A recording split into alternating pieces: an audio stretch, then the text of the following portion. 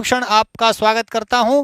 आज हम लोग पढ़ेंगे संस्कृत ग्रंथों का विभाजन। क्या पढ़ेंगे? संस्कृत ग्रंथों का विभाजन। इसके पहले 29 वाले एपिसोड में कुछ ग्रंथों का मैंने विभाजन बताया था, जिसे काव्य प्रकाश का विभाजन उल्लासों में है, साहित्य दर्पण परिच्छेदों में विभाजित है। उसी प्रकार इसी कड़ी में 30वां एपिसोड भी है। तो लगभग 18 काव्यों का 18 ग्रंथों का विभाजन हम लोग देख चुके थे। 18 के आगे इस 30वें एपिसोड में देखेंगे। ये प्रतियोगी संस्कृतम का 30वां एपिसोड है, अर्थात 29 एपिसोड आप पढ़ चुके हैं। 30वें एपिसोड में आज पढ़ेंगे, देखिए 19 नंबर का श्रृंगार प्रकाश, जो भोजराज की रचना है। ये 36 प्रकाश हैं। 4 प्रकाश धनंजय के दशरूपक में है, क्यों गुरुजी? और 36 प्रकाश भोजराज के श्रृंगार प्रकाश में है। ध्यान रखिएगा, ये 36 प्रकाशों वाला भोजराज, जिस पर प्रोफेसर रेवा प्रसाद द्विवेदी, जो वाराणसी के बहुत बड़े विद्वान हैं, प्रोफेसर सदाशिव कुमार द्विवेदी जी के पिताजी, जो अब इस भारतवर्ष की दुनिया को छोड़ चुके हैं, पर बहुत बड़ा काम हुआ है इस पर। बहुत विशाल ग्रंथ भी है और बहुत महान कार्य है। ऐसे महान कार्य के लिए गुरुदेव के श्री चरणों में प्रणाम करता हुआ कि यह श्रृंगार प्रकाश जो भोजराज का था 36 प्रकाशों में, और वो 36 प्रकाशों का मूल पाठ के साथ, समीक्षात्मक अध्ययन के साथ, अर्थ अनुवाद के साथ श्रृंगार प्रकाश प्रकाशित होने का अवसर मिला। तो श्रृंगार प्रकाश पूछे किसकी रचना है? भोजराज की। कितने प्रकाश हैं? 36 प्रकाश। कवि कंठाभरण ये क्षेमेंद्र की रचना है।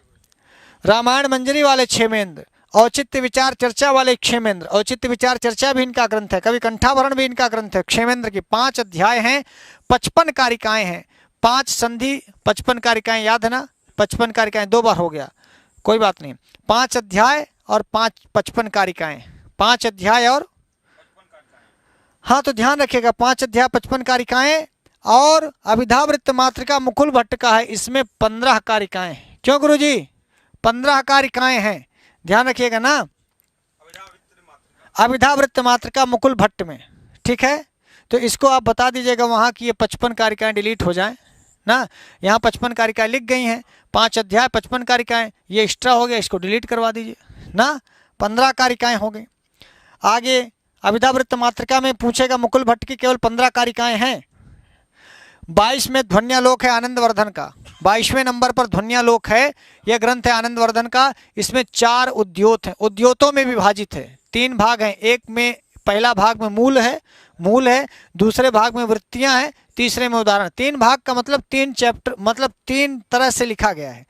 पहले क्या है? पहले जो उद्योत है ना, उसमें मूल कारिकाएं हैं, फिर उन कारिकाओं की वृत्ति लिखी गई, और जहां उपयुक्त समझा गया वहां उदाहरण दिए गए। तो इस तरह से यह ध्वन्यालोक 4 उद्योतों में विभाजित है। पूछेगा ध्वन्यालोक किसकी रचना है? आनंदवर्धन की। किसमें विभाजित है? उद्योतों में। कितने उद्योत हैं? इस प्रकार के सवाल पूछे जाते हैं। बोलो हाँ, पूछे जाते हैं कि नहीं? अब पूछा जाता है, इसीलिए एक ही वीडियोज में आपको बहुत सारी चीज़ें दे दी जाती है लल्लू लालों, साथियों, सथिनियों, सखियों, सखाओं, कि हमें एक ही वीडियो में सब कुछ मिल जाए। परिच्छेद पूछे कि भाई साहित्य दर्पण में कितने परिच्छेद हैं, काव्य प्रकाश में पूछे कितने उल्लास हैं, कितने उदाहरण हैं, कितनी कारिकाएं। इसलिए बड़े ध्यान से पढ़ना, भूल मत जाना। रोज सुबह 8 बजे, शाम को 8 बजे लाइव कक्षाओं में ये सब चीज़ें आपको मिलती हैं, परीक्षा की दृष्टि से भी और ज्ञान की दृष्टि से भी। आइए उद्भट को देखते हैं। काव्य अलंकार सार संग्रह उनका ग्रंथ है। 6 वर्ग हैं इसमें, 79 कारिकाएं हैं, 41 अलंकारों का वर्णन इन्होंने किया है अपने में। तो 6 वर्गों में विभाजित है, 79 कारिकाएं, 41 अलंकार बताए हैं। रुद्रट का काव्य अलंकार भामा का भी है, रुद्रट का भी है। तो काव्य अलंकार जो रुद्रट का है उसमें 16 अध्याय हैं, 714 आर्याएं हैं, 700 आर्याएं हैं। आर्या छंद में लिखी गई श्लोक हैं ना। तो हाँ, रुद्रट के काव्य अलंकार में 16 अध्याय हैं, 714 आर्याएं हैं ना। पूरा गिने हैं बैठ के गुरुजी, बड़ा मेहनत करके लिखे हैं। आए 25वां काव्य अलंकार सूत्र है, जो वामन की रचना है। काव्य अलंकार सूत्र वामन, जो रीतिरात्मा काव्य से कहते हैं। 5 अधिकरण, इसमें 12 अध्याय हैं, 320 सूत्र हैं। 5 अधिकरण, 12 अध्याय, 320 सूत्र करेंगे। काव्य अलंकार भामा वाला देखें, यहाँ कालक्रम के हिसाब से नहीं लिखे हैं। समझ में आ रहा है? कालक्रम के हिसाब से नहीं है, देखो, नहीं तो भामा पहले के हैं, वामन लोग बाद के हैं। तो काव्य अलंकार जो भामा का है उसमें 6 परिच्छेद हैं। कितने भैया? और 400 श्लोक हैं, लगभग 400 श्लोक। हाँ, भामा अलंकार संप्रदाय वाले। अलंकार संप्रदाय वाले भामा जो काव्य अलंकार लिखे हैं उसमें 6 परिच्छेद 400 श्लोक हैं ना। पूरा किताब एक एक तो फिर गिने, परिच्छेदों को गिने, श्लोक गिने, बड़ा मेहनत लगा गुरुजी है। काव्य मीमांसा राजशेखर का, इसमें 18 अधिकरण है। बताया तो ये जाता है कि 18 अधिकरण थे, प्रत्येक अधिकरण में 18-18 अध्याय थे, पर आप ये जाने रहिए कि कितने 18 अध्याय हैं ना। काव्य मीमांसा के राजशेखर में ये 18, पहले अधिकरण में 18 अध्याय है ना। क्या लिखा है? हाँ, तो आप ये देखिए 18 अध्याय, क्या लिखना है? देखिए ये पहले अध्याय में, प्रथम अध्याय में, जो प्रथम अध्याय है उसमें 18 अध्याय, प्रथम अधिकरण है। ये माना जाता है कि इन्होंने 18 अधिकरण लिखा था, लेकिन 18 अधिकरण प्राप्त नहीं होता। तो अभी जो काव्य मीमांसा प्राप्त है उसमें 18 अध्याय हैं। क्या है भैया? हाँ, अथवा ऐसा कह लीजिए कि प्रथम अधिकरण के में 18 अध्याय। अच्छा, बाकी अधिकरण मिलता ही नहीं, हो सकता है लिखे रहे हो, नहीं प्राप्त है। माना यह जाता है कि 18 अधिकरण 18 अध्याय, हर अधिकरण में 18 अध्याय था। पहले अधिकरण में 18 अध्याय था, कुल 18 अधिकरण लिखा गया था, ऐसा मिलता है लिखा हुआ।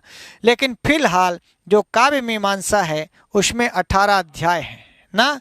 चंद्रालोक जयदेव का है, 10 मयूख 285 अनुष्टुप छंद में श्लोक लिखे गए। हाँ, बहुत बार पूछता है कि चंद्रालोक का विभाजन किसमें? मयूखों में। और कितने मयूख हैं? 10 मयूख हैं और 285 अनुष्टुप छंद में श्लोक हैं।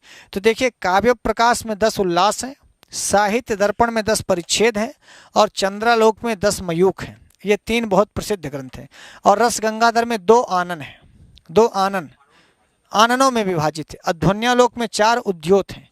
ये कुछ बहुत पॉपुलर ग्रंथ है जिन्हें कभी नहीं भूलना चाहिए। काव्य प्रकाश को, साहित्य दर्पण को, ध्वन्यालोक को, रस गंगाधर को और चंद्रालोक को।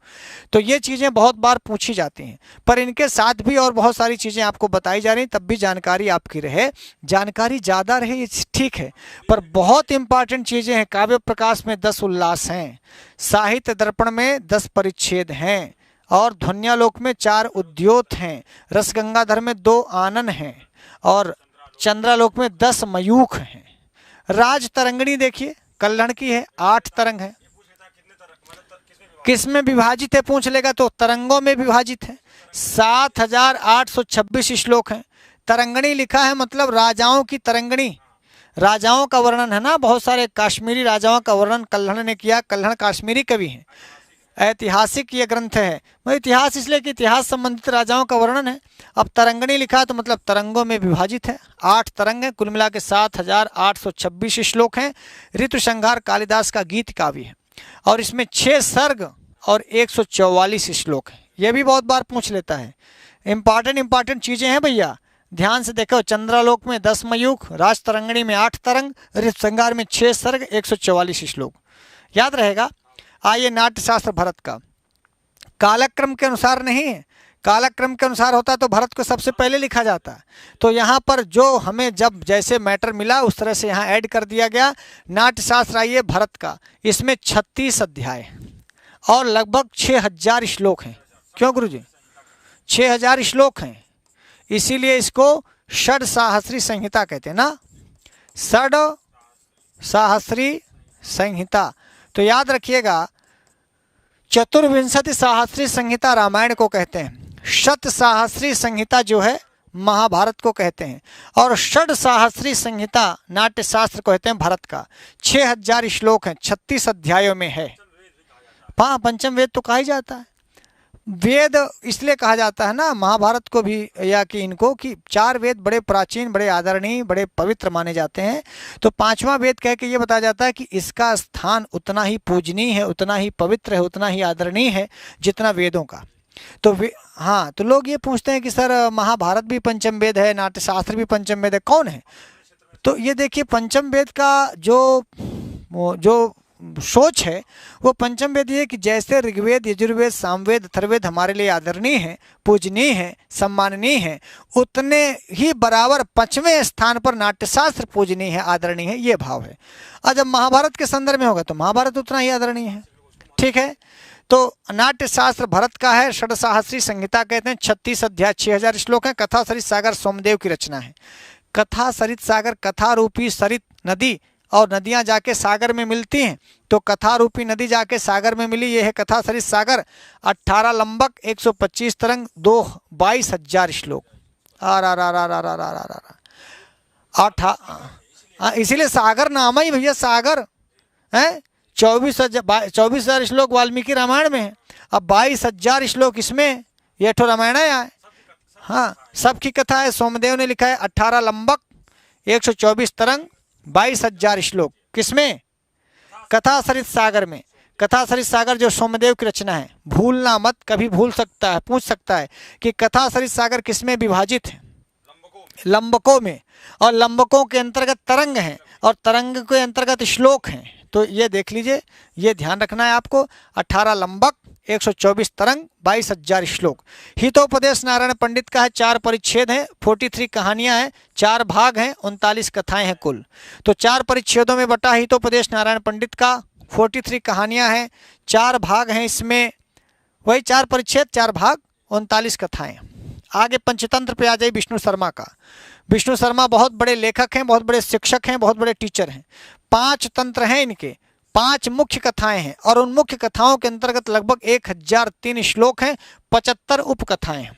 कथाओं के अंतर्गत उपकथा है, एक कथा चले उसमें दूसरी कथा घुस जाती है।